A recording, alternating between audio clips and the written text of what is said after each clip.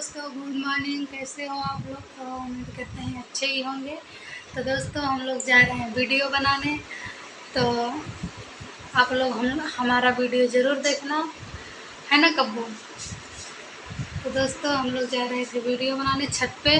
बहुत तेज़ी से बारिश और आनी बहुत तेज़ आ गया है, इसीलिए हम लोग अंदर ही बैठे हैं, क्योंकि ऊपर सब पाथर गिर रहा है। इसीलिए हम लोग नहीं जा रहे हैं और कमरे में ही बैठे हैं। सोचे जैसे ही तैयार होके जा रहे थे वीडियो बनाने, तुरंत बारिश आ गया। इसको नीचे कर लो। तुरंत बारिश आनी बहुत तेज़, इतना तेज़ कि हम कभी बता नहीं सकते हैं। ये ना बहुत लालची बच्ची है, बहुत।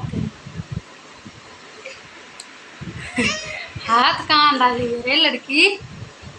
ओ लालची बच्ची ओ। हाँ, बोल रहे हैं 2 दांत लेके बोलते हैं। तो दोस्तों, इतना बड़का पाथर गिर रहा है, कब्बू के सिर पे गिर जाएगा। कब्बू के सिर पे अगर एक गिर जाएगा तो कब्बू का सिर 2 हो जाएगा। 2 अले अले अले चीज निकाल निकाल निकाल निकाल।